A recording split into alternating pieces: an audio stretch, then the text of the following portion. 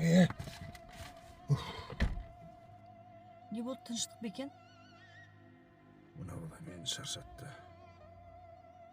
Тағы біреуді ұрып соғып, милицияханада отыр. Арыз жазыпты. Арызын алмай, шығарамаймыз дейді. Таныстарының да көмегі тиіп жатқан жоқ. Бұған не жетпейді. Күн деген жоқпын, түн деген жоқпын.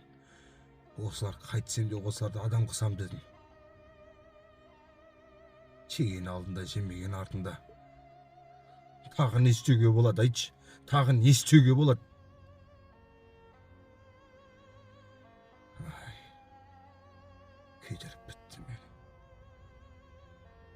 Бұл жерде қатені баламыздан емес, өзімізден іздеуіміз керек. Сонда біз қандай қателік жібердік? Ешкімнен кем болмасын, қатарының алды болсын дедік. Шетелде оқыттым.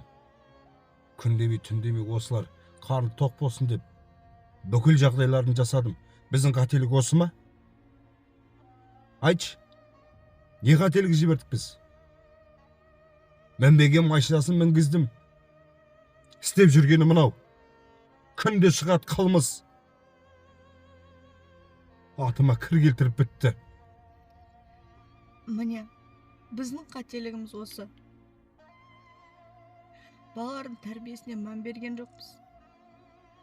Балаларды біз тек ақшамен, байлықпен бақытты қыламыз деп ойладық.